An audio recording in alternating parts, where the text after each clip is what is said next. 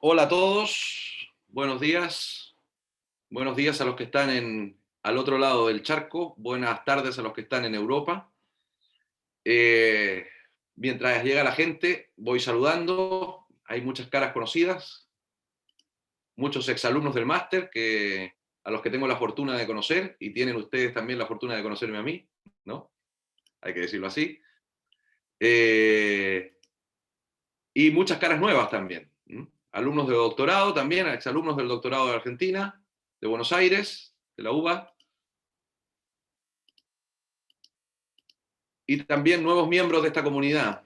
Y también nuevos miembros de esta comunidad. Bien, quiero darles la bienvenida a todos. Quiero contarles que hemos organizado este evento que está muy cerca del inicio, en el calendario, muy cerca del inicio del máster en cultura jurídica, que es el marco en el que organizamos este evento, este coloquio. Hemos considerado que era una buena oportunidad de encontrarnos un poquito antes, tanto antiguos alumnos, tanto futuros alumnos, y también personas que nunca vayan a ser alumnos del máster, pero que compartimos, sí, todos una manera de entender el derecho y de entender la amplitud del fenómeno jurídico, ¿no? Que va mucho más allá de esos problemas puntuales que el día a día estamos analizando y discutiendo y demás, sino que a veces no hace falta, y en eso creo que estamos todos de acuerdo, por eso estamos aquí, a veces hace falta planear, sobrevolar, ¿no? Ese mundo del derecho tan amplio y mirarlo un poco desde arriba, que es lo que intentamos hacer en este coloquio, por supuesto, en un aspecto que es el derecho, la literatura y el cine, y es lo que intentamos hacer en general en nuestro máster en cultura jurídica. Nos hemos dado cuenta hace mucho tiempo que la mayoría de las maestrías del mundo, tanto en América como en Europa, se dedican a abordar precisamente problemas puntuales que son muy importantes y que hay que resolver. A nosotros nos parece que falta o faltaba este sobrevuelo, esto mirar desde arriba los problemas puntuales. ¿Para qué? Precisamente porque cuando los vemos así, con una perspectiva más amplia, podemos solucionar esos problemas puntuales de los que se están ocupando muchas maestrías y muchos estudios, y también otros nuevos problemas puntuales, ¿no? Otros nuevos problemas que presenta el derecho y que son incesantes y que, como sabemos, los que nos dedicamos a la historia del derecho nunca han parado ni pararán de emerger, ¿no? Dentro de ese mar que es la sociedad y su derecho. Así que de eso se trata este máster en cultura jurídica, de eso también se trata, de analizar una parte de ese mar, se trata este coloquio al que recibimos a todo el mundo muy contentos, ¿no? Además, aprovecho de contarles a todos ustedes, porque decir todas estas cosas tan bonitas del máster en cultura jurídica sin que hubiese posibilidad de cursarlo en el tiempo próximo sería una tortura para muchos de ustedes. Así que aprovecho de contarles que estamos muy prontos a iniciar, que hemos sobrevivido a la pandemia, a pesar de todo tenemos alumnos, hay gente entusiasmada y hay gente que va a comenzar a estudiar el máster en cultura jurídica el 4 de febrero, ya en breve, y que, si no me equivoco, he dicho bien, Carolina, la fecha, el 1 de febrero, perdón, el 1 de febrero, sí, va a comenzar a cursar este máster en cultura jurídica. Y como digo, no sería justo decir todas estas cosas tan buenas si no hubiese posibilidad de cursarlo ahora, ¿no? Todavía quedan algunas plazas, muy poquitas, 3 o 4, no más, para alumnos que se entusiasmen. Paso el aviso por si alguno de los que están aquí todavía se lo está pensando, no se lo piense mucho e inscríbase, que podemos arrancar ahora mismo. La gracia de este máster de este año, es que podemos recibir alumnos hasta el último minuto, porque en vista de la pandemia, que nos limita, ¿no? Tristemente, las posibilidades de contacto personal, lo vamos a tener que hacer online, lo cual supone también algunas ventajas como esta, ¿no? Que hasta el último día alguien puede embarcarse en este barco que zarpa, como digo, el 1 de febrero vía Zoom, con profesores de todo, de Europa, de América Latina, de alrededor de 8 o 9 países, con alumnos de alrededor de 12 países.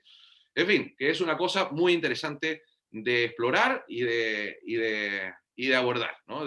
Así que os invito a subiros al barco. Bien, y nada más por mi parte. Yo soy Manuel Vial, no me he presentado, estoy acostumbrado a que siempre me presente alguien, nunca soy el primero en intervenir, hoy me ha tocado. Soy Manuel Vial, el coordinador de esta maestría en cultura jurídica. Y ahora voy a dejar con ustedes a Carolina Sierra, a la profesora Carolina Sierra, que es también parte del equipo directivo de esta maestría y que es a la vez la coordinadora del evento de hoy. Así que Carolina, te doy la palabra. Vale, gracias. Bueno, buenos días a todos. Los saludamos desde donde estén, en todos los países que nos acompañan hoy, que afortunadamente son varios. Eh, Damos inicio a este coloquio, Derecho, Cine, Literatura y Series.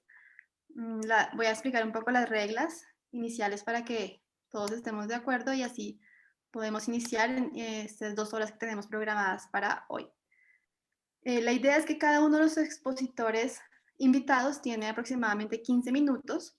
En la medida que ellos van exponiendo, cualquiera que quiera hacer una pregunta o una intervención, le pedimos que lo haga a través del chat para que al final podamos nosotros hacerle la pregunta al expositor directamente y así ser más efectivos con el tiempo y poder terminar en la hora que hemos programado. Así que, no siendo más, vamos a dar inicio. La primera persona a intervenir es el profesor José María Pérez Collados. Él es actualmente catedrático de Historia del Derecho de la Universidad de Girona y profesor del programa del Máster en Cultura Jurídica y también del doctorado de la Universidad de Buenos Aires. Es autor de algunos libros, entre los cuales destacamos Fronteras Permeables, Ciencias Sociales y Literatura, Ahora que ya no estás, que es una novela, El tren de cristal, Lo que no te conté de mis viajes y Las Indias en el pensamiento político de Fernando el Católico, entre muchos otros trabajos y libros que tiene publicados. Así que, José María, te damos la palabra. Bueno, muchísimas gracias, Carolina, y muchísimas gracias a todos vosotros por la confianza que nos dais al dedicarnos vuestro tiempo, ¿no? En este marco de hermandad, el Máster de Cultura Jurídica de la Universidad de Girona y el programa de doctorado que dirige el profesor Gavinovic en la Universidad de Buenos Aires son 2 programas hermanos que comparten profesorado, objetivos, estudiantes, planteamientos. Bueno, vamos a hablar de derecho y literatura. Derecho, cine, literatura, series. Como me ha correspondido hablar en primer lugar, mi planteamiento entonces va a ser introductorio y pretendiendo poner de manifiesto algunos aspectos de rigor necesario en esta disciplina, en esta manera de trabajar el derecho y la vida.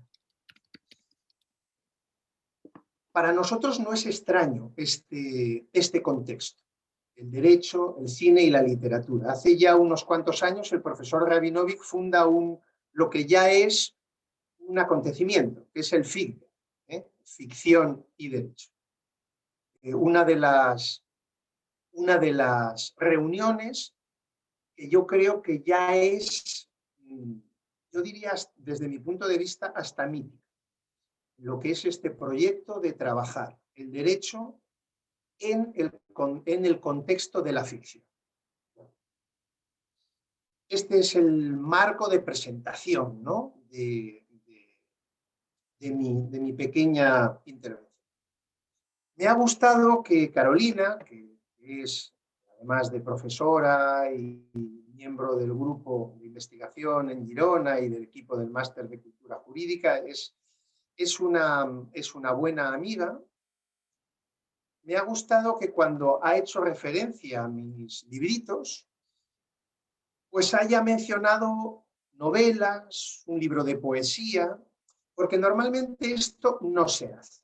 Cuando a uno le presentan en el ámbito académico esto de las novelas es como la excentricidad de Pérez Collados, ya no digamos lo de la poesía, ¿no?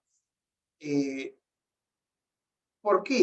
Porque, y esto arrastra a toda la idea de vincular derecho, cine y literatura. Porque de alguna manera, y esto es algo que cuando he dicho quiero poner un marco de rigor, porque de alguna manera, en muchas ocasiones, se presenta este campo de trabajo, derecho y literatura, cine y derecho, como un aspecto de diversión, de entretenimiento, como en el contexto de unos trabajos que los juristas desarrollamos y que son trabajos muy serios y muy rigurosos, pues bueno, también tenemos derecho a pasarlo bien y a dedicarle un rato al ocio. Bueno, este planteamiento es enormemente dañino, penoso y además peligroso, porque supone una crítica tácita, no explícita, a lo que es un proyecto intelectual jurídico. Recuerdo hace muchos años en un congreso en América Latina, pues que nos presentó un señor que tenía un alto cargo, nos presentó a los ponentes de aquel congreso sobre Derecho y Literatura, pues apareció un señor que tenía un alto cargo en esa universidad, y entonces vino con toda la mejor intención del mundo, vino a presentarnos, pero él no se podía quedar. Yo he querido venir a presentaros y no sabéis la envidia que me dais, porque os lo vais a pasar súper bien. Novelas, películas y tal. Pero yo no me puedo quedar porque yo, que soy catedrático de, no sé si era de Derecho Financiero y Tributario, una cosa así, yo me tengo que ir a otro congreso que ese es aburridísimo. Él estaba diciendo que ese sí es serio, ese sí es jurídico, ese sí que no es un cachondeo o un despelote, como esto que vais a vosotros a hacer aquí. Y se fue. Yo, conforme voy teniendo años, pues supongo que voy perdiendo la paciencia y a estas cosas ya reacciono mal, me enfado y tal, porque son muy agresivas y no lo parecen. Son muy agresivas y no lo parecen. Y además constituyen una crítica tácita y no expresa a lo que es un proyecto. Un proyecto que en los 10 minutos que me quedan, llevo 5 minutos hablando, voy a simplemente esbozar. Porque luego viene Jorge Rollero, luego viene Yaisa Alves, el profesor Rabinovic, Andrea Gastrón. Bueno, ahí va a haber más y supongo que mejor desarrollo. Pero fijaos, esto de lo que vamos a hablar aquí es una tradición que incluso se suele llamar como movimiento. En lo que hace referencia a la literatura fue un movimiento que es relativamente viejo y muy vinculado a los Estados Unidos y que empieza en los años 70. Y que, muy en resumidas cuentas, tiene el sentido de ser una herramienta en pro de la lucha por los derechos civiles. O sea, la literatura ponía de manifiesto un sufrimiento que el derecho no veía. El de la comunidad afroamericana, el de las mujeres, etcétera, etcétera. Ponía eso de manifiesto. La ceguera del derecho, dolor que no veía el derecho, lo ponía de manifiesto la literatura. Este es un origen. Para mí esto está bien, pero hoy en día el movimiento ya no es esto. El movimiento ya no es esto. O sea, la literatura y el cine, en su vínculo con el derecho, ya no tienen como función llamar la atención, que también. Y esto lo tenemos que destacar porque precisamente en la medida en que la lucha por los derechos civiles genera nuevos sectores del ordenamiento jurídico, hoy no nos sorprende que haya asignaturas sobre derecho y género, ¿verdad? O no nos sorprende que haya asignaturas dedicadas a los derechos fundamentales, no nos sorprende. O sea que gracias en parte a aquel movimiento, pues hoy ciertos sectores sociales que estaban sometidos, marginados, que eran invisibles, han alcanzado incluso dentro del ordenamiento jurídico visibilidad. O sea que en ese sentido el movimiento ya cumplió su función.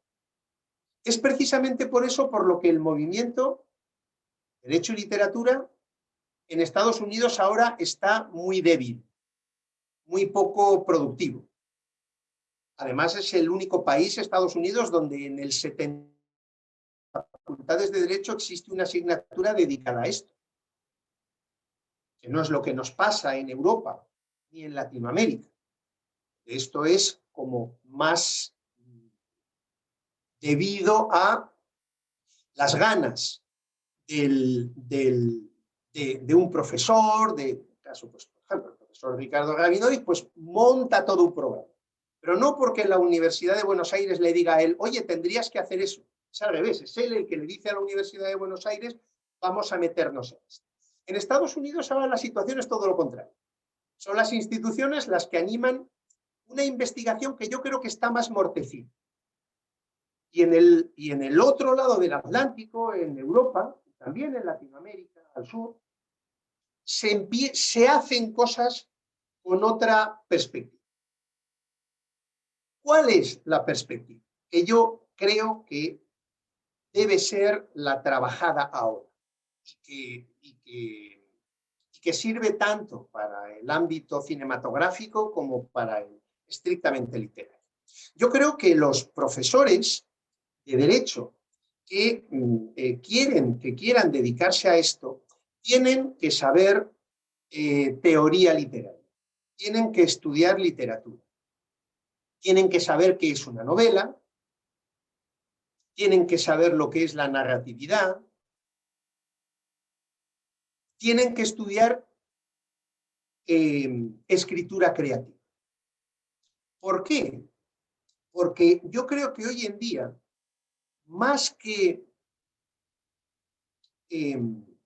destacar puntos invisibles para el derecho, el movimiento para lo que sirve es para analizar el fracaso del derecho.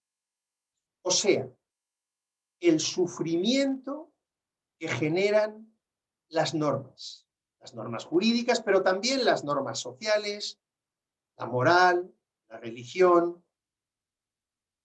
¿Y en qué sentido quiero destacar esto? ¿Y por qué digo que sería bueno en el ámbito más constreñido al derecho y la literatura? Porque es necesario estudiar teoría literaria. Nosotros en un librito que publicamos hace poco, que lo ha mencionado la profesora Carolina Sierra, pues nos reunimos toda una serie de académicos para reflexionar sobre cómo nos podíamos relacionar con los novelistas a la hora de escribir nuestros textos académicos. Y a partir de ahí surgió una teoría, que es la introducción de este librito, la parte general, que describe una concepción de novela. Una concepción de novela que tiene que ver con la idea de que la novela describe las consecuencias de la transgresión. Tengo 15 minutos, con lo cual yo hago afirmaciones que lógicamente no puedo desarrollar. Toda novela, igual que todo argumento cinematográfico, lo que hace es, y acabaré en los 3 minutos que me quedan, lo que hace es describir las consecuencias de transgresiones, de incumplimientos de normas que se incumplen por parte de los personajes de las novelas o de las películas, porque esos personajes no son capaces de cumplir con esas normas. O el cumplir con esas normas les hace sufrir. O desearían no tener que cumplir con esas normas. Normas que no siempre son jurídicas, que pueden ser religiosas, éticas, morales, sociales. Ese es el tema de cualquier película. Ese es el tema de cualquier novela. Y en ese sentido, novela se opone a ciencia social, porque toda ciencia social lo que nos hace es describirnos normas, normas económicas, normas sociales, normas jurídicas, normas morales, ¿no? ¿Qué es la ética? ¿Qué es la sociología? ¿Qué es la ciencia política? ¿Qué es el derecho?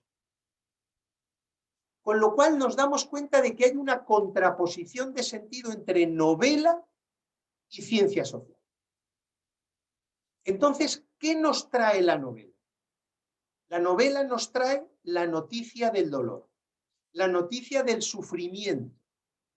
Y a partir de ahí encontramos razón a distintos elementos de la creación literaria, la verosimilitud.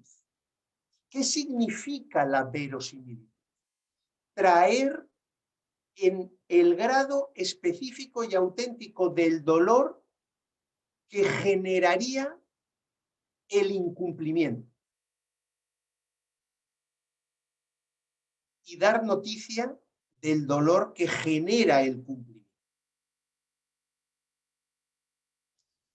Bueno, he puesto este marco, no quiero excederme de los 15 minutos que me corresponden, creo que me quedan unos cuantos, medio minuto todavía, simplemente queriendo hacer referencia a la relevancia del movimiento, de la reflexión en este campo y a la necesidad de que el jurista que se quiere dedicar a estas cuestiones estudie escritura creativa, sea capaz de fabular o de entender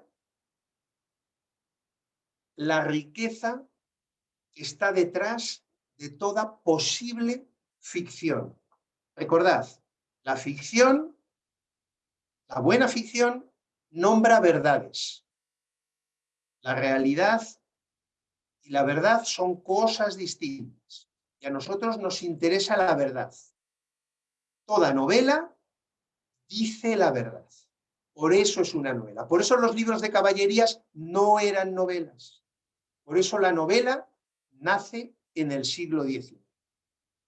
Bueno, con estos parámetros, pues os doy las gracias por vuestro tiempo y, bueno, y a vuestra disposición.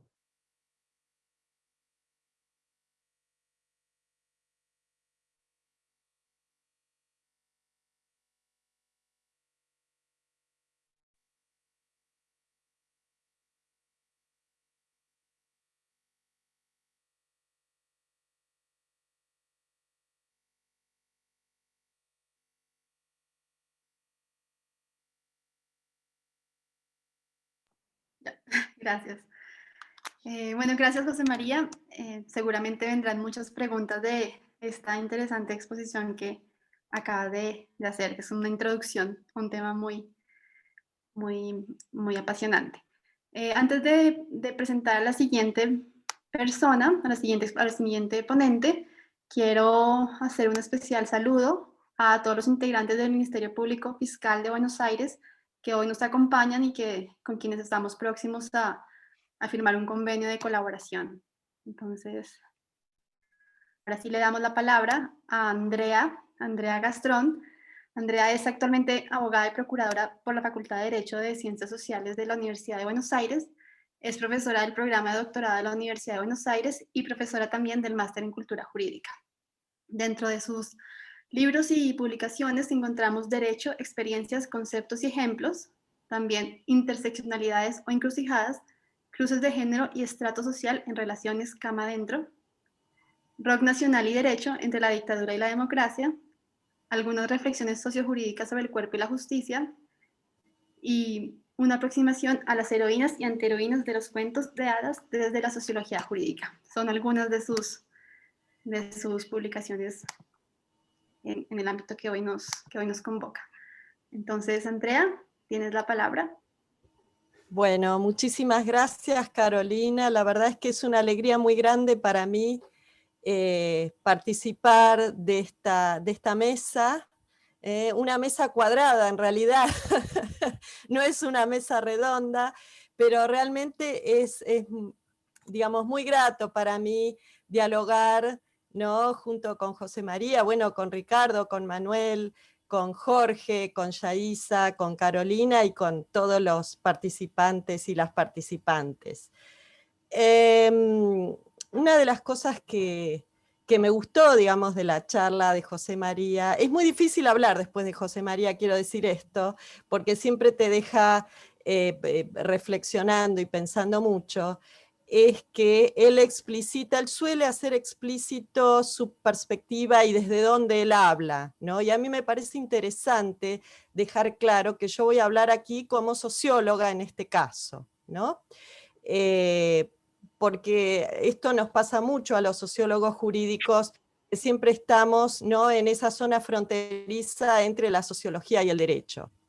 Entonces, yo quisiera explicitar acá rápidamente que voy a hablar como socióloga, y decía bien José María que las ciencias sociales describen normas sociales, pero también es cierto que las ciencias sociales, y en especial la sociología, habla también de comportamientos sociales, ¿no?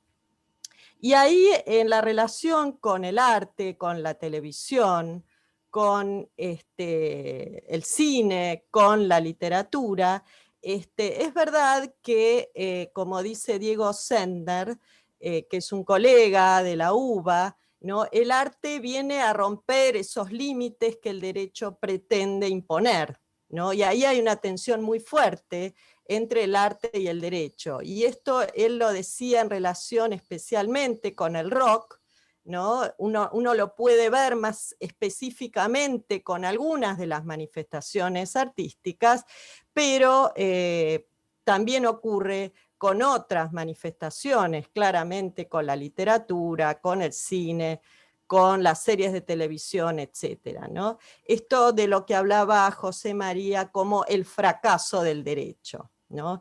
Muestra estas tensiones y rompe estos límites. ¿Y qué es lo que tendrían en común? ¿Qué es lo que uno puede ver, ¿no?, estos elementos en común que tengan, por ejemplo, las novelas, las series de televisión, el cine, con el derecho, que uno pueda pensar desde la sociología, ¿no? Y a mí se me ocurrió utilizar una teoría, que es la teoría de los roles, ¿no? Un poco como dice Shakespeare, venimos a jugar distintos papeles, es decir, la sociedad es un gran teatro en definitiva, donde todos estamos, ¿no es cierto?, ejerciendo distintos roles, ¿no? Yo en este momento, ¿no?, estoy ejerciendo el rol de expositora, ¿no? Y ustedes están ejerciendo el rol de, bueno, miembros de un auditorio, de público, etc. Están mis colegas que también son expositores, y en este caso estamos todos ejerciendo algún rol. ¿Y qué es un rol? Y son funciones equipolentes, ¿no? Y en este sentido me voy a basar en la teoría de Juan Carlos Agulla, que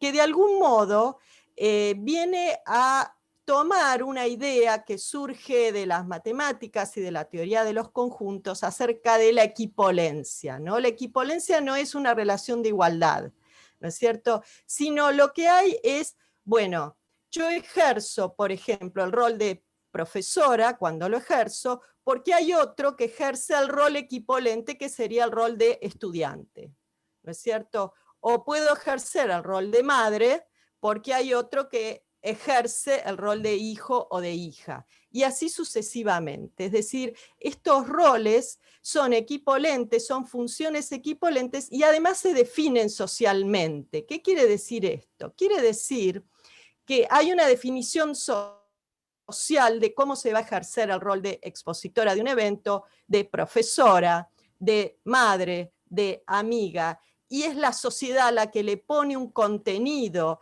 al ejercicio de esos roles, ¿no? Esto por un lado, ¿no? Y esto es algo que en el derecho está muy claro, es decir, las normas precisamente vienen a hablar del ejercicio de esos roles en una dimensión que es la dimensión teórica, lo que Agulla llama el rol teórico, ¿no? Y me gustaría ahora leer un pequeño párrafo donde Agulla va a definir esta teoría de los roles a partir de una investigación que él realiza sobre los profesores de derecho, que fue una de las primeras investigaciones que se hicieron y tiene un sentido muy importante para la sociología, esta investigación, que es de los años 90. Pero vean lo que dice Agulla en relación con la manera de ejercer los roles, y él se refiere aquí al rol de profesor de derecho.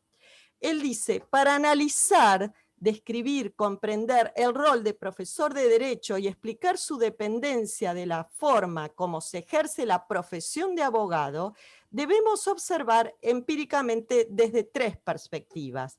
Desde la perspectiva del rol real, es decir, el comportamiento tal como se manifiesta en la facultad en cumplimiento de su función, enseñar y aprender.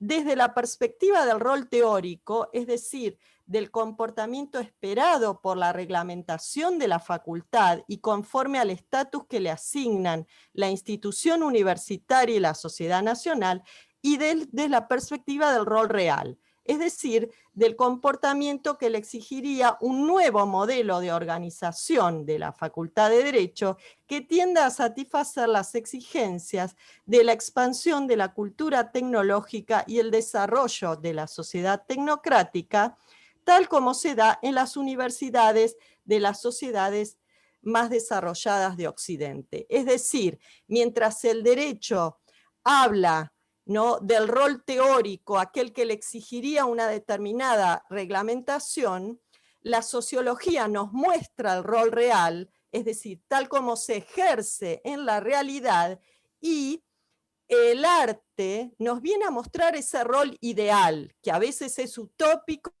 y a veces es distópico, ¿no? Y ahí tenemos un triple juego, ¿no?, de lo que sería, por un lado, la sociología y en general las ciencias sociales, por otro lado, el derecho, las normas y las instituciones jurídicas, pero en esa dimensión, en la dimensión de la teoría, de las expectativas de comportamiento, y por otro lado ese rol ideal que muchas veces nos muestra el arte en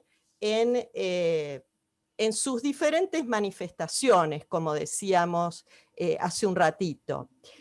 Yo no sé cómo voy de tiempo, Carolina, si tengo todavía unos minutos, te pido que me vayas indicando, porque a diferencia de José María, que él va midiendo, él puede, digamos, entrar y salir con el reloj, yo no puedo. Soy mucho más limitada que él. De manera que te pido que ahí me pongas, por favor, el aviso, ¿no? Todavía tienes tiempo.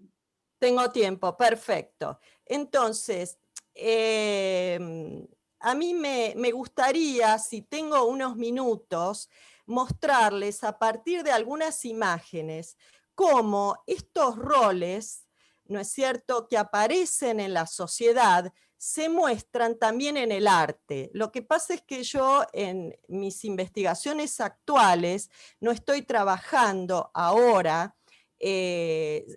Estoy trabajando en una investigación acerca de la estatuaria y a mí me gustaría mostrarles algunas pocas imágenes rápidamente como ejemplo, ¿no?, de lo que vemos en las ciudades cuando hablamos de los roles y cómo esto a su vez se contradice con las expectativas que tiene el derecho, ¿no es cierto?, acerca de precisamente estos mismos roles. Entonces, si me habilitas, voy a compartir. Andrea. Perfecto, muy bien. Vamos aquí entonces. Ahí está. Quiero simplemente a modo de ejemplo.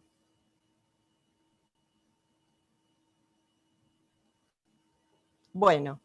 ¿Qué es lo que vemos en las calles, ¿no?, cuando hablamos de los roles? ¿Qué es lo que por un lado dicen nuestras normas jurídicas y por el otro lado lo que nos muestra la estatuaria? Y esto uno lo puede trasladar, por supuesto que a la novela, por supuesto que al cine, por supuesto que a las series de televisión. Yo traigo estas imágenes, pero uno puede llegar a imaginar y a pensar estas mismas imágenes en términos de estas otras ficciones, como decía José María, ¿no? Es decir, cómo aparecemos las mujeres, ¿no es cierto? Y qué roles ejercemos en estos mecanismos visuales que a la vez, en muchos casos, imponen normas jurídicas porque sirven para imponer un sistema jurídico, y estas son algunas imágenes, ¿no? Es decir, roles, las mujeres aparecemos comúnmente asociadas con el rol maternal, con el rol de madre, ¿no?, mientras que los varones o determinados estereotipos, ¿no?, la mujer consumista, ¿no?, la crítica a la sociedad de consumo a través de las mujeres, ¿no es cierto?, a través de determinadas, como en este caso, una recreación de una obra clásica, de la Grecia clásica, ¿no es cierto?, la Venus, la Afrodita de Gnido, y cómo aparecen los varones, ¿no? Es decir, esto es, como dice Agulla, el rol ideal, por un lado, pero que trata de imponer roles reales también, ¿no? Bueno, estas simplemente algunas imágenes que yo quería compartir con ustedes. Por supuesto que hay determinados mecanismos que, bueno, diferencian lo que sería la estatuaria de lo que sería, no sé, por ejemplo, el cine, ¿no? Con estos mecanismos que ocurren cuando tú vas al cine y para que te puedas meter adentro de la ficción, bueno, se apagan las luces, accedes a un lugar determinado, con determinados tiempos, ¿no es cierto? El tiempo de la butaca, el tiempo de esa publicidad previa, el tiempo en que te vas, es decir, cómo te metes en una realidad diferente y qué mecanismos existen que te ayudan, ¿no?, a meterte en esa realidad, porque como dicen Berger y Luhmann en un texto clásico también de la sociología, la construcción social de la realidad es algo que se construye socialmente, pero al mismo tiempo es algo que se impone, ¿no? Por eso cuando vamos a meditar nos aislamos, ponemos música suave, cierras los ojos. Cómo nos cuesta justamente aislarnos de esa realidad social que tiene tanta fuerza. Bueno, quisiera, no sé si me queda tiempo, pero invitarlos en el tiempo que me queda a que cualquier duda o cualquier pregunta que tengan, me la hagan luego al final de la exposición. Muchísimas gracias.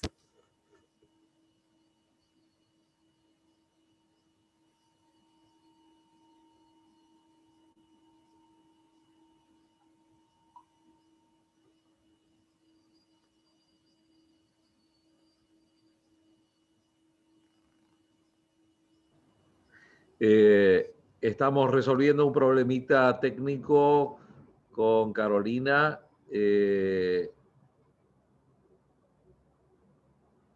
Pido un segundito de paciencia. Carolina, ya está, ¿no es cierto? Ya, sí, lo siento, es que se me salió, la red me desconectó. Cosas que pasan. Vale. Bueno, Andrea, muchas gracias. Vamos a continuar ahora con Yaisa Samara. Ella es actualmente profesora del programa de Ciencias Criminológicas y Forenses de la Universidad de Ciencias Económicas y Sociales y profesora de la Universidad del Estado de Bahía. Dentro de sus libros y publicaciones encontramos la evolución de los fundamentos de las penas y el surgimiento de políticas actuariales basadas en la sociedad de riesgo, Arlequina, pasión, violencia y crímenes, el Malleus Maleficarium y su influencia en el ordenamiento jurídico medieval y en la selección y punición de las llamadas brujas, entre otros textos y publicaciones muy interesantes. Así que Yaisa, muchas gracias y tienes la palabra. Gracias, Carolina. Primeramente, yo quiero felicitar a la doctora Andrea Gastrón porque me encanta muchísimo su presentación, que fue explanada la primera vez que la vi en la UBA algunos años, yo creo el año pasado o algunos años, profesora, y es maravillosa. Y después de ella, yo pasé a ver acá en mi ciudad también todas las estatuas que traían la misma representación femenina. Bueno, mi rol acá hoy no es el rol de profesora, pero de conferencista y, además de todo, novelista. No voy a hablar tanto de una obra en específico, pero de algunas obras que escribí. Me gusta mucho escribir, no solamente las novelas, pero artículos, y tuve la gracia de escribir 2 artículos que fueron premiados en la Universidad de Buenos Aires. Uno, como menciono, Rosa, que es sobre Malleus Maleficarum, o Martillo de las Brujas, en 2016, y en 2018 el artículo sobre Arlequina, pasión, crímenes de violencia, que fue el ganador del FIC de la categoría profesores. Entonces es un gusto enorme para mí acá. Entonces, es un honor para mí poder estar hablando un poco sobre mi experiencia en la conexión entre el derecho y la literatura. Saludo y agradezco a la Universidad de Girona, a todos los organizadores, presentes, conferencistas, pero especialmente a mi profesor y amigo, Dr. Ricardo Rabinovich Beckman, por siempre invitarme a eventos tan especiales en que puedo divulgar mis obras y explanar mi punto de vista sobre ellas. Además, poder representar a la UBA, institución que me recibió y creció mi potencial como investigadora, es un honor inmenso. Entonces, yo empiezo hablando que mi experiencia en la escrita empezó muy temprano, cuando yo aún era una niña, y luego empecé a leer. Luego que empecé a leer y a escribir, pedí a mi mamá que me comprase un cuaderno y así comencé a escribir. Resalto la importancia de mis padres en esta cuestión, haya vista que siempre me influyeron a leer, a desarrollar un sentido crítico, y así yo comencé a escribir, pero generalmente historias románticas que a mi manera de ver hoy no tenía mucha relación con la cuestión social ni con el derecho. Era historia de una niña romántica que quería que las relaciones se desarrollasen de una manera diferente.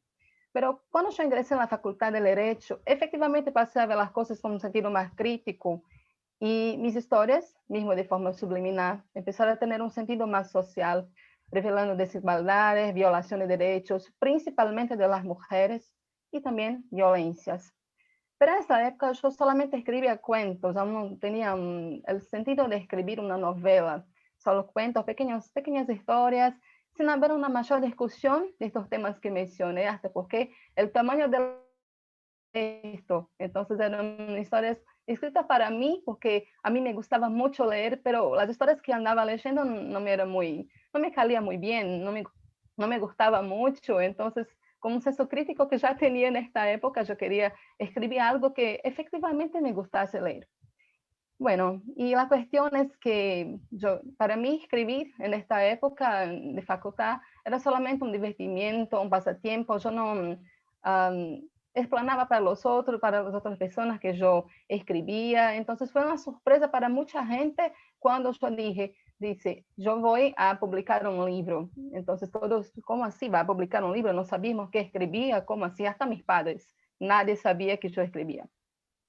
Y sabemos bien, quienes novelistas saben bien de esto, que cuando ponemos nuestra obra al mundo, ella no más nos pertenece. Debemos arcar con las críticas. Unas personas llegaban para mí y me decían, ¿por qué no ponen un seudónimo, o sea, otro nombre, además del suyo? Porque eres profesora y esto puede afectar de alguna manera su profesión como profesora cuando venga a publicar una historia sobre vampiros. Sí, yo escribo sobre vampiros, que es mi libro, mi primer libro, que en realidad son 3 libros, que es la trilogía Dragután, que fue escrita, empezó a ser escrita inicialmente en el año 2010 y terminé de escribir en 2015, 5 años dedicada a esta historia. Y bueno, yo empecé a escribir como una historia para mí también, porque yo no estaba leyendo cosas que para mí eran interesantes, no sé. Y entonces yo escribí una historia, siempre tuve esta cuestión con los vampiros desde muy niña. Y en realidad era una historia, una simple historia entre una niña y un vampiro que había la transformado, pero no sabía que había transformado. Y entonces de ahí comienza una fuga que dura algunos siglos. Este libro inicialmente era una pequeña historia, un cuento, así como todos los otros, pero en realidad cuando yo vi ya estaba con 300 páginas. Entonces yo dije, ahora yo tengo que publicar, yo no puedo dejar esto encerrado en la ordenadora porque puede ser que la rompa. Y efectivamente la ordenadora se rompió y yo podría tener perdido todo lo que había escrito. Entonces cuando finalicé el primer libro, entonces yo dije, yo voy a publicar esto. Pero la cuestión es que cuando yo empecé a escribir, les confieso que yo no tenía la idea primaria de escribir algo con relación al derecho. Era solamente un romance. No tenía nada que ver con derecho. Era una fuga del derecho en realidad, porque yo vivía todo el tiempo con el derecho, efectivamente el derecho penal. Pero después, cuando volví a releer a Dragután, yo vi que había varias expresiones que yo utilizaba en mi cotidiano, como por ejemplo, estado de necesidad, legítima defensa, coacción y tantas otras palabras de derecho penal. E incluso yo había escrito sobre todos los casos casos, no, todos los tipos de violencia contra la mujer. Entonces, o sea, primariamente yo no percibí eso, pero después que fui a releer el libro y efectivamente vi que era imposible escribir algo sin hacer una mención al derecho penal, que es la rama del derecho que yo estudio, que yo actúo como profesora, como investigadora, entonces yo vivo el derecho penal. Y hay un dicho acá en Brasil que siempre oí, que es, la persona se enamora del derecho penal, pero casa con el derecho civil. No sé si ustedes en Brasil ya oyeron esto, pero yo continué fiel al derecho penal porque yo me enamoré del derecho penal y continué casada con el derecho penal hace más de 15 años. Entonces, casi 20 años en realidad. Entonces, cuando empecé la facultad de Derecho. Entonces, le digo que continué fiel a mi proposición con el derecho penal. Entonces, ya en el segundo libro, el año pasado yo volví a leer todo de Dragutin. Y yo vi unas cuestiones, por ejemplo, la cuestión del harén que yo puse en este libro y vi que el harén marca la supresión de los derechos humanos de las mujeres, puesto que de la manera como describí en el libro, ellas son vistas como cosas, puesto que son compradas por el sultán, son propiedad del sultán, pierden el derecho de utilizar su propio nombre, de modo que ahí existe el intento de supresión de su personalidad, puesto que el nombre hace parte de la personalidad de alguien. Entonces, por ejemplo, cuando una mujer ingresa en el harén, la sultana, la madre del sultán, le da otro nombre. Y aquel nombre que la persona adquirió en su vida, toda su vida, se pierde, ella no puede más utilizarlo. Y ahora es una pérdida de personalidad, en mi punto de vista. El nombre hace parte del derecho de personalidad. Entonces, es un intento de desprover a las personas, las mujeres, de su derecho personal. Además, no tienen libertad de ir y venir y siempre están esperando por la mirada del sultán para diferenciarlas y desarrollar su ascensión social, o sea, el patriarcado. El sultanato es un ejemplo muy claro de patriarcado en la sociedad oriental. Y finalmente, en el tercer libro, yo traigo una afirmación de la vampira Stoina, que es la personaje principal del libro, que ella dijo que no es posible vivir en el mismo mundo que el vampiro Alessandro, la persona que la transformó. Y es una relación muy compleja, llena de violencia doméstica entre ellos. Y les digo que esta conducta de Stoina, cuando ella efectivamente viene a matarlo, configura la cuestión, puede configurar legítima defensa, estado de necesidad, que son excluyentes de ilicitud, excludente de culpabilidad, como en el caso de inegibilidad y conducta diversa, entonces depende del punto de vista del lector. Entonces le puedo decir que mi libro efectivamente está lleno de expresiones que traen la cuestión del derecho penal. Yo no había visto esto anteriormente, hasta la provocación del doctor Ricardo, que siempre me preguntó esto, sí, ¿qué tiene a ver Dragutin con derecho? Hasta entonces yo no había visto nada. Y le puedo decir una cosa, que en el año pasado con la pandemia, yo organicé algunos papeles míos, algunas cosas. Yo ya había dicho a mucha gente que yo no volvería a escribir otra novela por falta de tiempo, efectivamente. Y la pandemia llegó y yo tuve un poquito más de tiempo para hacerlo. Encontré un cuaderno que había escrito una historia hace más de 15 años y como algo medio que esquizofrénico, yo volví a escribir porque los personajes se quedaban en mi mente, queriendo que la historia fuese escrita, y yo creo que en algún tiempo más tendremos un otro libro, una otra novela que no tiene nada que ver con Dragutin. Es una novela medieval ahora, pero ya está con 400 páginas. No sé escribir poco. Y bueno, efectivamente en esta novela yo tengo la cuestión de que el derecho está más arraigado aún. Ahora yo hablo específicamente de la falta de derecho de religión de una población, de la explotación económica, de la explotación de las mujeres, de la diferencia entre hombres y mujeres, que es mi tema de investigación también en mi tesis doctoral. Y bueno, les puedo decir que para mí como operadora del derecho es imposible escribir sin tener el derecho como telón de fondo. Es imposible para mí. y me vuelvo muy feliz por estar acá hoy compartiendo todo esto con ustedes. Muchísimas gracias.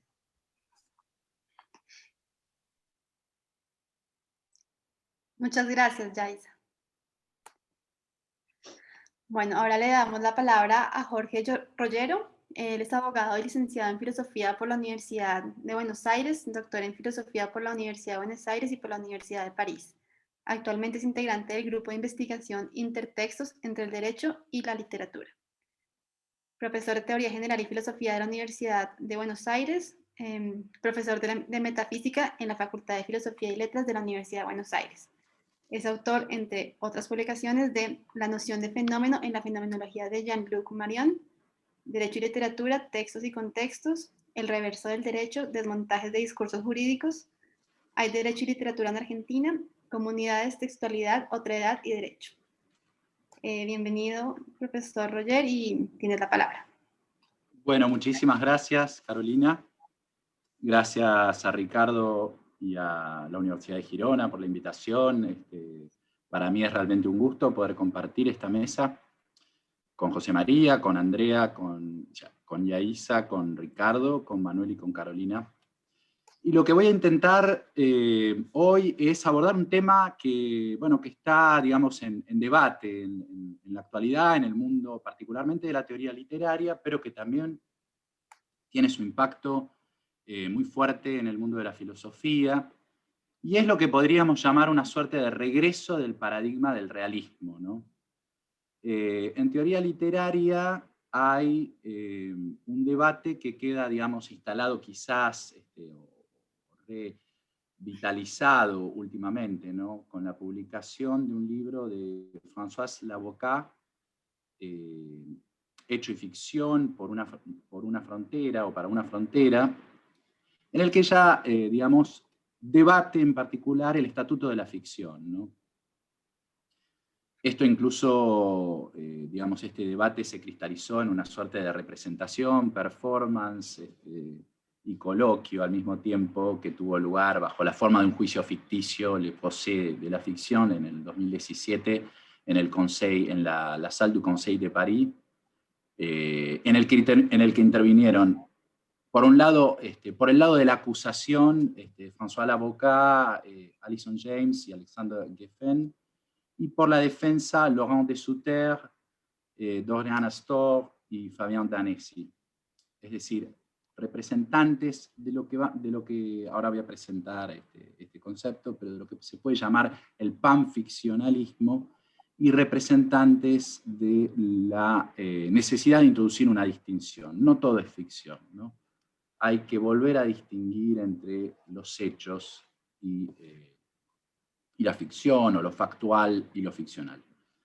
Bien, este libro de Laboca, que un poco resume todos estos debates y estas reflexiones en torno a la teoría de la ficción en los últimos años, retoma, les decía entonces, cierto diagnóstico crítico de Marie-Laure Ryan, en donde introduce esta noción de panficcionalismo, ¿no? ¿Qué quiere decir con esto, no? Bueno, lo que Ryan sostiene en ese artículo del 97 es que hay una tendencia en la teoría literaria, frente a las formas de hibridación que hay entre la ficción y la no ficción, a hacer desaparecer la frontera, a hacer desaparecer la distinción, ¿no? A volver todo, o a pensar que todo tiene ese carácter ficcional. Por supuesto que esto tiene su antecedente filosófico en Nietzsche y en todas las lecturas postestructuralistas de Nietzsche, ¿no? Esta idea, digámoslo de un modo así rápido, de que no hay hechos sino interpretaciones, ¿no? Bien, bueno, Laboca lo que hace es lamentar el triunfo de la concepción pragmática de la ficción, ¿no? Una concepción que aparece en Searle, por ejemplo, pero que está en Genet y está en Jean-Marie Schaeffer. Él propone esta idea de que para entender que estamos frente a una ficción, la cuestión pasa por una suerte de fingimiento lúdico compartido, ¿no? Esa es la definición que propone Schaeffer, ¿no? La idea de una suerte de pacto de lectura, algo que pasa por fuera del texto, ¿no?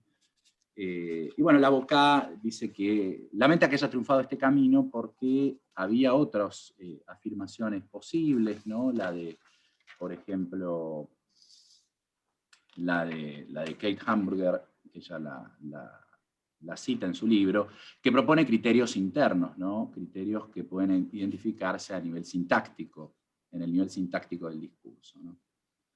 ¿Qué propone Laboca? Una suerte de diferencialismo moderado. Las fronteras entre lo factual y lo ficcional son inestables, pero continúan operando.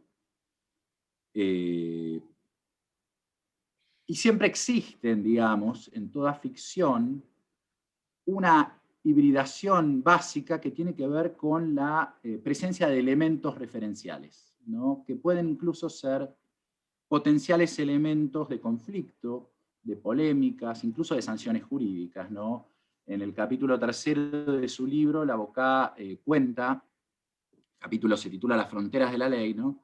Y piensa la relación entre ficción y derecho, y lo que hace es recordar algunos casos en los que se da ese efecto, digamos, jurídico, que da lugar por ahí a una sanción jurídica a partir de una ficción y de la necesidad de establecer esa frontera, ¿no? Pone el ejemplo de una novela de Camille Laurent, en rigor es una autoficción. Ella cuenta su vida con su pareja, con su marido, y su marido la demanda por violación de la vida privada, ¿no?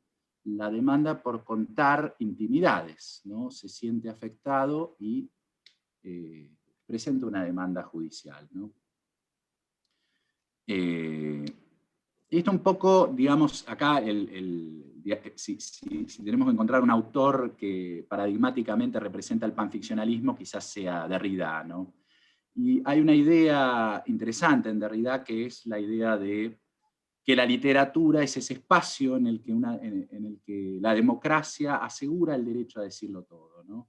La democracia le asegura a la literatura el derecho a decirlo todo. Bueno, un poco lo que va a poner en cuestión Laboca es eso, ¿no? Si efectivamente esos derechos otorgados a la ficción son realmente incuestionables o se encuentran efectivamente en una negociación permanente, ¿no? En una negociación permanente entre lo que podría ser, bueno, en este caso la libertad de expresión y la protección de la privacidad, pero encontramos otros casos, ¿no? Por ejemplo, en su relación con las creencias religiosas, ¿no? La última tentación de Cristo, por ejemplo, de Kazantzakis llevada al cine por Scorsese, o los versos satánicos de Rushdie, ¿no? Como estas obras que son consideradas por cierto sector de la sociedad como blasfemas, es decir, como injuriosas respecto de algo sagrado, ¿no? Y bueno, Laboca lo trae a colación porque le interesa decir que el panficcionalismo no puede explicar por qué ocurre este tipo de discrepancias en torno al carácter ficcional de la obra, ¿no? Bueno, les decía que esta propuesta de Laboca se inscribe dentro de lo que podríamos llamar un regreso del realismo, representado en filosofía, por ejemplo en Francia por la obra de Quentin Meillassoux, o en Alemania por Marcus Gabriel, o en Italia por Maurizio Ferraris, ¿no? ¿Qué propone básicamente, para decirlo de modo muy brutal y rápido, el realismo en términos filosóficos? Bueno, enfrentarse a las diversas formas de idealismo, ¿no? El idealismo sostiene que la realidad depende de las operaciones de la conciencia o de las convenciones lingüísticas, dependiendo la forma o el tipo de realismo que se afirme, ¿no? El realismo lo que va a sostener es la independencia, ¿no? La afirmación del ser en sí, ¿no? de la realidad, la independencia de los entes respecto de la conciencia y de las operaciones nociológicas, cognitivas, la afirmación de que existen sustratos ontológicos absolutos, ¿no? Bueno, ¿Cómo impacta todo esto en el ámbito del derecho y la literatura? Eso es lo que voy a intentar ahora decir rápidamente, en los minutos que me quedan. Bueno, hay un artículo interesante del 2012 de Eva María Conrad, donde ella trata de, digamos, refutar el panficcionalismo deteniéndose en la figura de un representante de los estudios de Derecho y Literatura, que es Stanley Fish. El artículo, irónicamente, se titula Why no one is afraid of Stanley Fish, ¿por qué nadie le tiene miedo a Stanley Fish? Y ella lo que trata es de desarticular las consecuencias del panficcionalismo, pero lo hace de un modo interesante que me permite destacar alguna cuestión, que es, ella cita un pasaje de un texto de Stanley Fish, también bastante conocido, que es, cómo hacer, también bastante irónico en su título, How to Make Things with Austin and Searle, cómo hacer cosas con palabras, es el famoso título del libro de Austin, y acá Fish propone cómo hacer cosas con Austin. Bueno, allí en ese texto, él lo que dice es, bueno, les voy a leer un pasaje que analiza Conrad. La simulación compartida es lo que nos permite hablar de cualquier cosa. Cuando nos comunicamos es porque somos parte de un conjunto de acuerdos discursivos que son en efecto decisiones sobre lo que puede estipularse como hecho. Son estas decisiones y el acuerdo de cumplirlas, en lugar de la disponibilidad de una sustancia, lo que nos permite referirnos a algo, seamos novelistas o seamos periodistas del New York Times. Uno podría objetar que esto tiene la consecuencia de hacer que todo discurso sea ficticio, pero sería igual de exacto decir que esto tiene como consecuencia hacer que todo discurso sea serio. Bien, a partir de este tipo de frases se establece, por supuesto, el convencionalismo de la teoría de Fish, pero además se lo inscribe en un panficcionalismo, ¿no? Es decir, todo pasa a ser ficción porque todo es producto de una convención, ¿no? De una convención lingüística. La realidad es producto de una convención lingüística, ¿no? Ahora, Conrad dice algo más, o destaca que Fish dice algo más, ¿no? Fish dice que esto no implica negar que existe un estándar de verdad, y que al invocarlo podemos distinguir entre distintos tipos de discursos. Por supuesto, este estándar de verdad no deja de ser convencional, pero esto pareciera situarlo por fuera del panficcionalismo. Bueno, lo que es interesante aquí es destacar que el convencionalismo pareciera ser la nota característica del idealismo lingüístico, y el idealismo lingüístico es una de las formas de ese panficcionalismo, ¿no? Bien, para terminar voy a hacer referencia a lo que yo entiendo que puede pensarse a partir de, digamos, de una concepción de la literatura en particular, ¿no? El idealismo se enfrenta, y además haciendo referencia, ya que Carolina hizo referencia a algunos de mis trabajos en fenomenología, haciendo referencia a algunas de las ideas de Jean-Luc Marion, Marion distingue básicamente entre metafísica y fenomenología, porque él dice que la fenomenología, a diferencia de la metafísica, no está interesada en demostrar nada, sino en simplemente mostrar cómo son las cosas, ¿no? Mostrar. Entonces, y además lo que dice es, esta tarea que señala la fenomenología no puede ser realizada acabadamente de modo teórico. En rigor, quienes muestran cómo son las cosas son los artistas. Es la literatura, es el arte en general, en sus diversas manifestaciones, ¿no? Son ellos quienes pueden realizar la tarea que la fenomenología puede solamente señalar de algún modo, ¿no? Y en este sentido uno podría decir que la literatura es esencialmente realista, entre comillas. Vamos a terminar de delimitar qué tipo de realismo, ¿no? Porque lo que hace es mostrar y nunca demostrar, ¿no? El realismo de la literatura es un realismo que me gustaría llamar del acontecimiento, es decir, lo que muestra la literatura es lo que común y regularmente en nuestra vida cotidiana no vemos. Para decirlo en los términos que propuso José María, el profesor Pérez Collado, la literatura da noticia, ¿no? Da noticia de algo que pasa desapercibido en la vida cotidiana, ¿no? La literatura deja aparecer, deja que acontezca ese fenómeno, más allá de las imposiciones que el sujeto puede articular sobre ese fenómeno a partir de un proceso de objetivación, ¿no? Entonces, esta crítica al panficcionalismo y esta renovada reflexión sobre el estatuto de la ficción, lo que nos invita a hacer es a reflexionar sobre este rasgo de la literatura que es capaz de hacer visible eso invisible, eso olvidado, eso excluido, y que por supuesto lo hace no solamente en un sentido artístico, para producir un efecto estético, artístico, etcétera, sino que también puede encontrarse aquí, en esta operación propia de la literatura y del arte en general, una dimensión política y una dimensión ética. Bueno, hasta aquí entonces mi presentación. Muchas gracias. Vale, muchísimas gracias. Ya supongo que vendrán más preguntas. Mientras tanto, damos, por último, pero no menos importante, la palabra al profesor Ricardo Rabinovic. Él actualmente es profesor del doctorado de la Facultad de Derecho de la Universidad de Buenos Aires, catedrático de la misma universidad en Historia del Derecho, Principios Generales del Derecho Latinoamericano, y profesor de nuestro programa Máster en Cultura Jurídica de la Universidad de Girona. Es autor de varios libros y artículos, de los cuales hoy destacamos los siguientes: Un viaje por la historia del derecho, Ricky, un guerrero de la vida, Cómo se hicieron los derechos humanos, volumen 1, Los derechos existenciales, volumen 2, La construcción de las libertades. Una introducción a las grandes cartas medievales. Así que, Ricardo, te damos la palabra. Bueno, muchísimas gracias, querida Carolina. Qué difícil hablar después de tan buenas exposiciones de mis queridos amigos y colegas. Pero bueno, no me queda otra que traer un tema un poco diferente, pero que de alguna forma va a conjugarse con todo lo anterior. Quiero aclarar que ya me había aproximado a esta cuestión en el Congreso Internacional que organizó la Universidad de Santiago de Compostela hace un par de meses, de manera que estoy volviendo sobre lo mismo con tal vez alguna que otra cosa más para decir.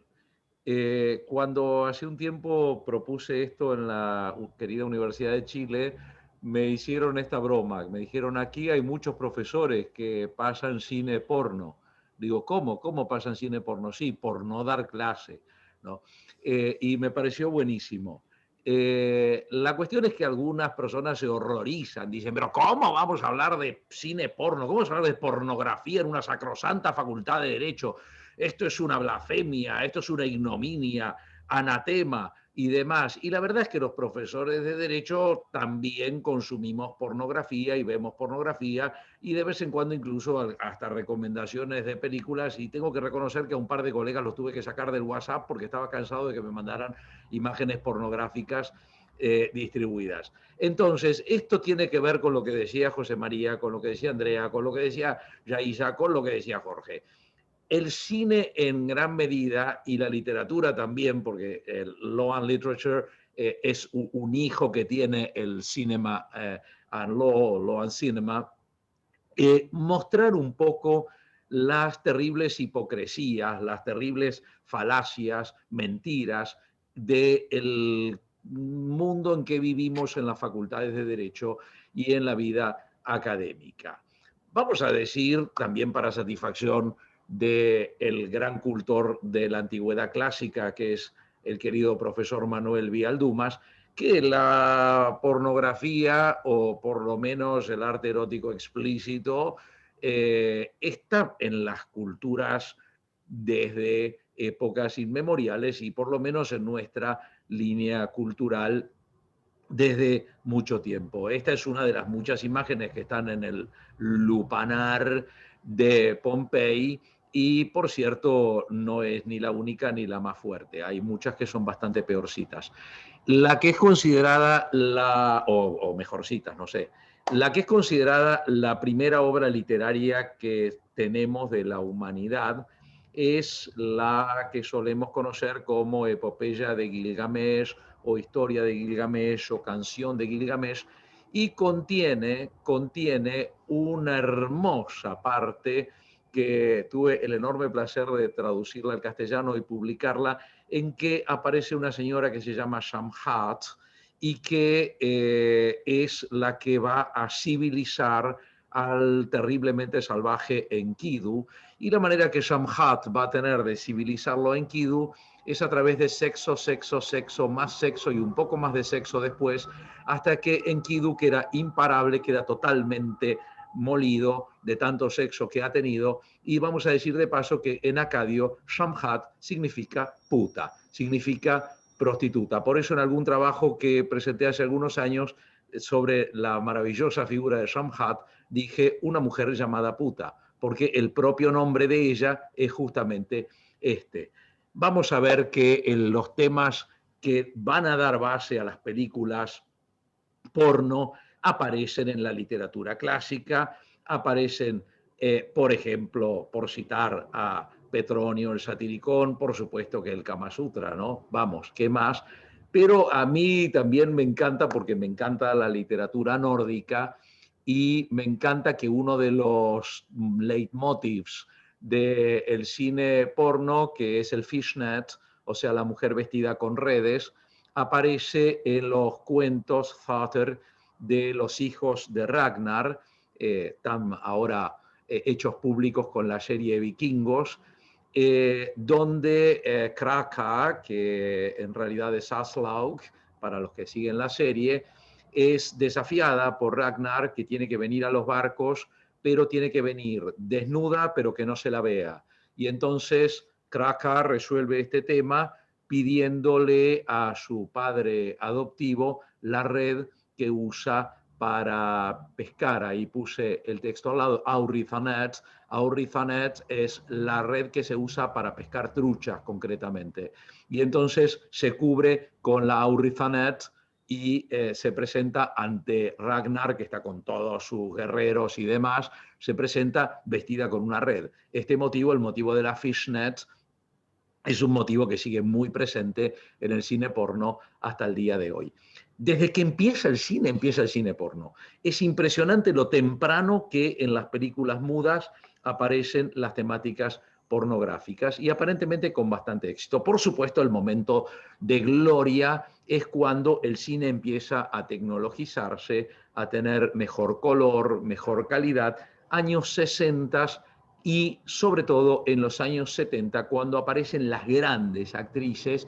Vaya mi saludo para Brigitte Lahaie, por ejemplo, y las grandes actrices del cine porno que verdaderamente, bueno, como el caso de Brigitte Lahaie, son verdaderamente muy buenas actrices. O sea, aparte de que trabajan muy bien los momentos sexuales, son muy buenas actrices. O sea, realmente son mujeres que pudieron haber hecho una carrera exitosa de actriz en el cine no pornográfico también. De hecho, Brigitte Lahaie tuvo después tiene toda una continuación de su vida en la televisión francesa, como conductora, directora de programas y demás, y bueno, ha demostrado que es una mujer con un gran dominio de la cámara. Por supuesto, acá hablaba Andrea Gastrón muy bien de la creación de ambiente. Bueno, a ver, fundamentalmente el cine porno es para masturbarse. O sea, se pueden decir 1876 cosas más de que es para mejorar la relación de pareja, para esto, para lo otro, pero la verdad es que sustancialmente el cine porno es para masturbarse. Masturbarse en un cine delante de otra gente es un poco complicado y no exageradamente cultivador de la autoestima. Entonces, el gran momento del cine porno vino cuando en los años 80 florecieron los videocassettes.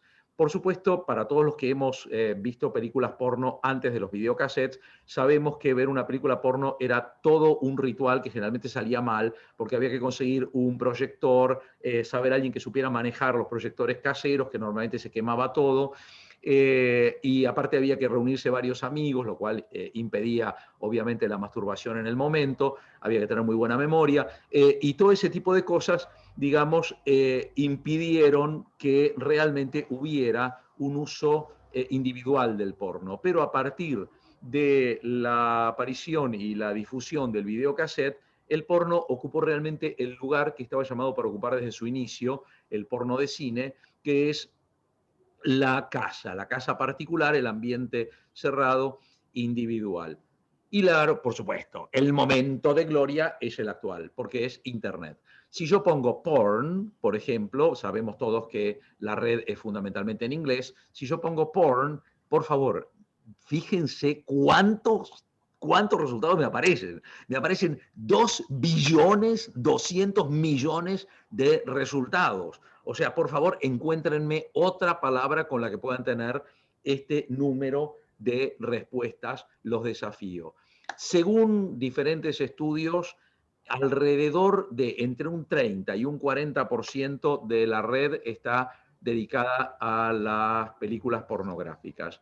Esto quiere decir que cuando la humanidad llegó al máximo descubrimiento tecnológico después de la conquista del fuego, lo usó fundamentalmente, o por lo menos en una medida importante, para masturbarse, lo cual nos habla bastante de la condición humana. De acuerdo con los mejores estudios que se han hecho estadísticos, ¿cuáles son los países que más usan el cine porno en Internet? Bueno, Irak se lleva la delantera. Esto es una cosa bastante interesante para que los sociólogos como la doctora Gastrón lo estudien. Egipto sigue, bueno, y demás. Nosotros los latinos entramos tarde, entramos de la mano de los hermanos chilenos. Perú también, parece que en esto Perú y Chile van bastante de la mano en todo el sentido de la palabra. Luego viene España, viene Italia y demás. En cuanto a cuánto tiempo se queda uno viendo la película, la cosa cambia bastante, porque en algunos países uno no se puede quedar demasiado tiempo porque puede ser descubierto como que está usando el porno y entonces lo puede usar pero poquito. Fíjense que los países musulmanes han desaparecido en alguna medida, se han quedado solamente países como Kuwait, como Qatar, y bueno, Arabia Saudita, parece que los queridos hermanos de Arabia Saudita tienen algunas expresiones fuera de sus ropajes tan complejos. ¿Quiénes entregan, quiénes producen el cine porno de Internet? Fundamentalmente Estados Unidos. Estados Unidos se lleva los laureles completamente, lo sigue ya en una medida mucho menor el Reino Unido, Alemania, ahí viene Latinoamérica representada por Brasil. Brasil es un gran productor de cine porno.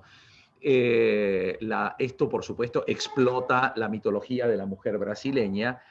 Y lo que es interesante es que a partir del éxito del cine porno, en los años 60, se pasa la estética del cine porno al cine no porno. De hecho, al cine con grandes actrices como Catherine Deneuve. Esto se va a producir fundamentalmente en Francia, en menor medida en Inglaterra, pero fundamentalmente en Francia. Obviamente no se produce en España, porque hay un señor que se llama Francisco Franco, que por lo menos oficialmente no le gustaba el cine porno. Parece que a doña Carmen no le hacía mucha gracia. Y luego también, por supuesto, está en Estados Unidos, porque estaba el código Hays todavía en funcionamiento y demás. Pero sí se da especialmente en Francia. Ya en la época de las series, lo que nos encontramos hoy en día es que los códigos del cine porno han entrado en las series de una manera masiva. Es difícil encontrarse hoy una serie o una miniserie donde no haya escenas de sexo que con pequeñas diferencias las vemos en una película pornográfica también. A veces se presentan temas que dicen, bueno, ¿esto es una película porno o no es una película porno? La Calígula de Tinto Brass, por ejemplo, es un clarísimo caso de película que fue declarada pornográfica en algunos países, por ejemplo en Argentina en su momento, y en cambio fue considerada una película absolutamente no pornográfica en otros entornos. Y vamos a decir que ¿quién fue el que proporcionó el tema a la película Calígula? Bueno, Suetonio, ni más ni menos que Suetonio. Y la verdad es que Suetonio está muy bien representado en la película Calígula. De hecho, diríamos que posiblemente Calígula es la única película que realmente muestra lo que Suetonio dice en Los 12 Césares. ¿Quiénes ven? Bueno, acá tenemos que agradecerle a Pornhub. Pornhub es el sitio pornográfico más importante del mundo, es norteamericano, y en el año 2016 reveló sus estadísticas al mundo. Por suerte no las puso con nombres y apellidos porque mucha gente se hubiera suicidado. Pero lo cierto es que, Carolina, me voy a pasar por ahí un minutito nada más, con licencia de mis colegas. Un minutito nada más voy a pasar. Muy bien. Las mujeres son las que menos ven cine porno en Internet. Es abrumadora la mayoría masculina. Por otra parte, las mujeres son las mejor pagadas como actrices, mucho mejor pagadas que los hombres, y si yo pongo porn star, que es para ambos sexos, en internet me aparecen solamente mujeres, solamente mujeres. De hecho, de entre estas mujeres hay algunas que son pagadas muy bien, que son súper actrices y que han conseguido una fama muy grande, que incluso en algún caso las ha llevado a la legislatura, como el caso de Ilona Staller, la chicholina, que, como todos saben, fue una legisladora en Italia y bastante buena, por otra parte. ¿Qué temas son, de acuerdo con las estadísticas de Pornhub, cuáles son los temas más vistos? Bueno, ahí nos llevamos algunas sorpresas que son interesantes cuando vemos este tema de la hipocresía en el mundo jurídico. Porque aparecen, bueno, el tema parece que más le gusta a la gente es el de la madrastra, parece que todo el mundo tiene una cuestión con la madrastra, y veamos, por ejemplo, que aparecen temas fuertemente racistas. Vean la cantidad de temas que están vinculados, por ejemplo, con las personas negras, Ebony, ébano, ¿no? Black, negro, big booty, latina, latina con pechos grandes, y luego temas que hacen referencia a cuestiones que teóricamente estamos tratando de limar, de evitar desde el ángulo jurídico, como por ejemplo lesbianismo. Y bueno, por supuesto que las lesbianas del cine porno son cualquier cosa menos lesbianas, son mujeres bonitas que tienen sexo para que los hombres se masturben. ¿Cuáles son las categorías más vistas en el mundo? Bueno, volvemos a encontrarnos una serie de aspectos que son contradictorios con lo que declamamos en las facultades de Derecho. Pero además de eso, lo que me preocupa es que uno de los rubros principales es el rubro de sexo con niñas de escuela, con colegialas, con schoolgirls. Es impresionante la presencia que tiene el rubro de sexo con schoolgirls. Por supuesto, no son schoolgirls, son chicas grandes, por eso el mayor éxito lo ha tenido Japón en esto, porque las mujeres japonesas tienen la extraordinaria cualidad de que a los 50 años parecen tener 16. Entonces, son muy comunes y muy convenientes las películas japonesas de schoolgirls. Lo interesante es que tenemos millones de hombres en el mundo masturbándose pensando en tener sexo con chicas de escuela y al mismo tiempo estamos reprimiendo el sexo con las chicas de escuela por la vía del derecho. O sea, a ver, ¿de qué estamos hablando? Si nosotros ponemos el tema de sexo con chicas colegialas, nos arroja ni más ni menos que 12.600.000 resultados, que no es poca cosa. Entonces uno se pregunta, ¿estamos ante un cuadro Dr. Jekyll, Mr. Hyde? Y las facultades de Derecho estamos generando un cuadro de mentira total, y me trae a la cabeza al gran sexólogo discípulo de Freud, Wilhelm Steckel, con su teoría de la autoeroticidad como elemento compensador de neurosis. O sea, ¿será que porque hay mucho sexo de schoolgirls, los hombres no andamos persiguiendo schoolgirls por la calle? No sé, la cuestión es que el otro rubro que es muy importante es la violación. O sea, mientras estamos hablando de la violación y crímenes hediondo y esto y lo otro, 83 millones y medio de resultados da rape, violación en Internet. Incluso con sitios donde se disimula la palabra rape colocando un espacio entre una letra y la otra, pero incluso muchos lugares tienen específicamente la palabra rape colocada, o sea que están dedicados exclusivamente a violaciones. Una violación verdadera filmada tiene un valor altísimo de compra en Internet. Acá vemos sitios que ofrecen las mejores violaciones de todas, los mejores videos de sexo forzado. Esto ha llevado a formas horrendas de tráfico sexual. El cyber sex trafficking, este es un sitio, un lugar que se dedica a luchar contra esto. Cyber sex trafficking is a form of modern slavery that was unimaginable before the digital age.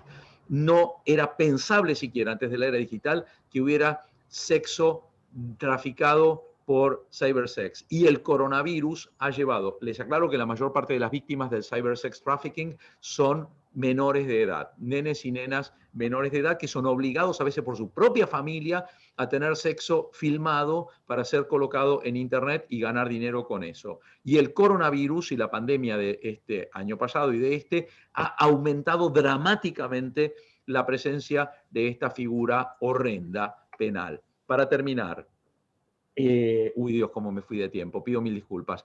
Para terminar, aparece el tema de abogados y de jueces muchísimo en las películas pornográficas. Mi papá tuvo sexo con su abogada porque le perdió el caso. Acá vemos como un tema muy común, la persona que para ganar un asunto o para que le vaya mejor en un juicio o para que la saquen de la cárcel va a tener sexo con el juez. Y acá vemos a la jueza que le dice, la jueza Sienna West bueno, fucked, ¿no? Creo que se entiende, por un abogado. Muy bien. Y de hecho hay algunas películas porno en que las escenas ocurren en las salas, y de hecho se han filmado en salas verdaderas de audiencias norteamericanas. Por supuesto, el otro tema que aparece muchísimo es el tema de la policía. La policía es un factor muy presente y los presos o presas. Todo esto tiene una especial presencia en el porno gay. El porno gay pasa muchísimo por el tema de policías y de prisiones. Y esto cierra con un elemento que me parece muy digno de que los juristas lo veamos, que es que todo el fetichismo nazi, gorritas nazis, botas, chaquetas con la esvástica y demás, tiene una presencia enorme en el cine pornográfico. O sea que mientras nosotros estamos jurídicamente, legalmente, judicialmente, castigando y persiguiendo la difusión del nazismo, tenemos millones de personas que se masturban con fetichismo nazi. Y seguramente se vestirán con gorritas y ese tipo de cosas porque les hará mucha ilusión.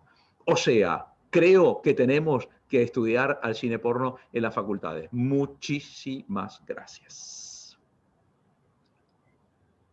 Vale, Ricardo, muchísimas gracias a ti. Ha sido una completa exposición. Ahora, si les parece, hacemos una pequeña ronda de preguntas. No hay muchas preguntas del público, pero le leo a cada uno una pregunta para que al final pues cerremos con una respuesta en relación a eso y a su exposición. Entonces, leo todas las preguntas para que las vayan, si quieren, preparando. José María, Mindy Fuentes te hace la siguiente pregunta. Pregunta ella si actualmente se están escribiendo novelas u obras que reflejen la verdad de nuestros tiempos.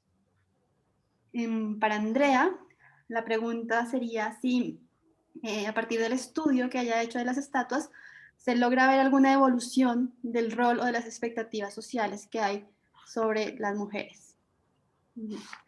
Yaisa, quizás nos puedas contar cómo la literatura te ayudó a entender o a poder escribir ese trabajo tuyo tan interesante sobre la punición de las llamadas brujas.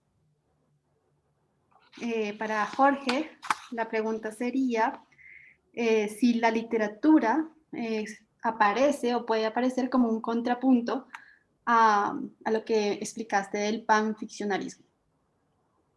Y por último, Ricardo, pues creo que es una pregunta un poco redundante frente a tu exposición, pero sí, las series o las películas, al ser como una especie de hacer visible temas que el derecho de alguna forma se hace el que no ve o se hace el ciego, son un paso para llegar a enviarle ese mensaje a los juristas o a la legislación. Entonces, la idea es que la respuesta sea muy corta, muy concreta, también a modo de cierre de este encuentro del día de hoy. José María. Bueno, pues yo respondiendo a la pregunta, no es que actualmente se escriban novelas que narren la verdad de nuestro tiempo, es que la novela es eso.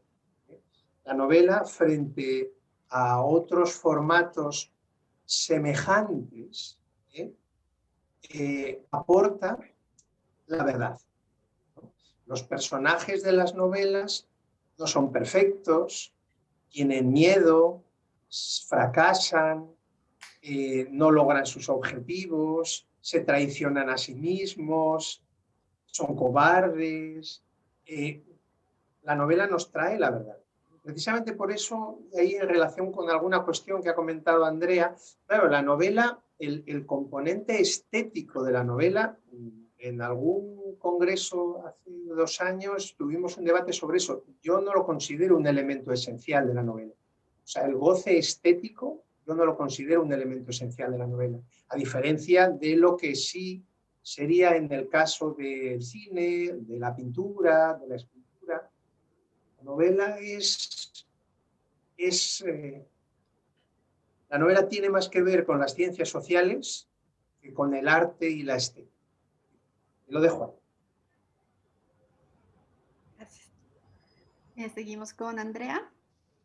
Bueno, agradezco mucho la pregunta y quiero ratificar la maravilla de haber asistido a las conferencias de mis colegas, que realmente estoy disfrutando muchísimo, y no puedo dejar de decir esto, porque me hizo reflexionar terriblemente.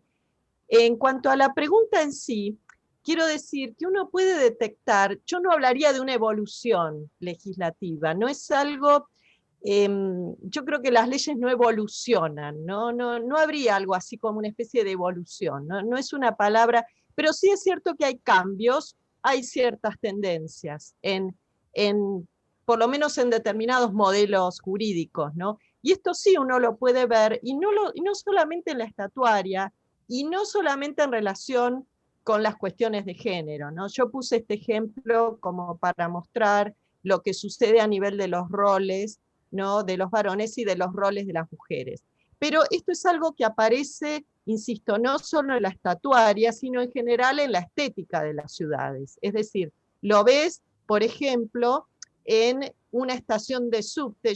Una de las imágenes pertenecía de las maternidades que se veían, está ubicada en una de las estaciones de subte tal vez más transitadas, que es la estación Miserere de la línea H, ¿no?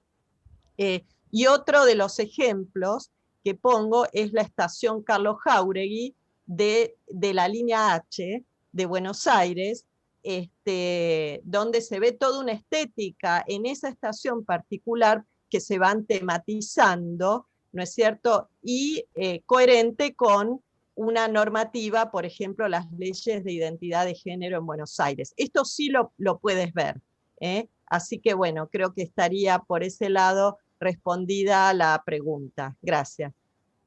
Gracias, Andrea. Yaisa. Hola, bueno, todas las conferencias fueron maravillosas, me encantó todas. Con relación a mi pregunta, yo les digo que la cuestión del Maleus Maleficarum, Martillo de las Brujas, empezó con la carrera de Derecho y Arte en la Universidad de Buenos Aires, cuando yo era una alumna del programa, y ministrado por el profesor doctor Nacho Tedesco, y entonces yo pasé a investigar las brujas porque era un tema que yo buscaba investigar en la actualidad. Por ejemplo, ¿quién eran las brujas en la época de la Edad Media? ¿Y quién son las brujas actualmente? Porque yo investigo las cárceles del Brasil, específicamente las cárceles de mi región, 2 cárceles. Entonces, yo pensé, ¿será que hay algo de común entre las 2 situaciones? Es por esto que escribí sobre la cuestión del Maleus Maleficarum. Y es muy interesante. Yo indico este libro a quien va a estudiar las mujeres. Es interesantísimo ver incluso como, por ejemplo, la Disney World, por ejemplo, o sea, utilizó de la imagen de las brujas que están en Maleus Maleficarum para poner en sus historietas, en sus historias. Entonces, yo les digo que es muy interesante y es increíble pensar que este libro estuvo presente en prácticamente todos los juzgamientos de las brujas desde el siglo XV, XVI. Entonces, es muy interesante. Gracias. Muchas gracias. El profesor Jorge. Sí, muchas gracias por la pregunta. Voy a tratar de ser rápido en la respuesta. Bueno, el panficcionalismo lo que hace es borrar la distinción entre lo factual y lo ficcional, es decir, reduce todo a ficción, y reducir todo a ficción implica reducir todo a una creación humana, ¿no? En esto el panficcionalismo puede ser relacionado con el idealismo, ¿no? El idealismo lo que hace es reducir, por medio de la operación de convertir a un fenómeno en un objeto, lo que hace es reducir la otredad de ese fenómeno a la mismidad, es decir, a lo conocido. No deja acontecer al fenómeno, digamos, en su otredad, en su diferencia, ¿no? Y en ese sentido yo creo que la literatura se opone a este panficcionalismo en el sentido de que la literatura sí deja acontecer la diferencia, ¿no? Sí muestra eso otro que no muestran los procesos de objetivación con los que trabaja, por ejemplo, la ciencia, ¿no? Por supuesto, y que esto no implica necesariamente una crítica tampoco, ¿no? a la ciencia, sino un advertir que es necesaria también esa otra mirada, ¿no? Un poco en ese sentido, para retomar algo que dijo la literatura, el arte tiene ese rol ideal, ¿no? Yo diría, sí, tiene ese rol ideal que no es necesariamente idealista, en el sentido de que tiene el rol ideal de mostrarnos la riqueza de lo que es, ¿no? Más allá de las reducciones y del modo en que nosotros le imponemos nuestros términos a las cosas. No sé si con eso alcanza, si no hago alguna aclaración. Gracias. Creo que ha sido muy claro. Profesor Ricardo. Sí, gracias. La respuesta es sí. ¿Quieres ampliar un poco más la respuesta? Bueno, me comí 5 minutos de mis colegas, así que lo menos que puedo hacer es no hacerlo ahora. Vale, bueno, La respuesta es sí. perfecto. Pues muchas gracias a todos los asistentes, muchas gracias a todos los ponentes. Ha sido una mañana muy interesante, hemos cumplido con el tiempo. Les informamos a todas las personas que se han inscrito que enseguida les enviaremos un enlace de YouTube donde podrán conocer un poco más de nuestro programa del Máster en Cultura Jurídica, y les recordamos que están abiertas las inscripciones para iniciar el 1 de febrero, dada la situación actual que no lo permite. Así que pues les agradecemos a todos y nos vemos en el próximo encuentro.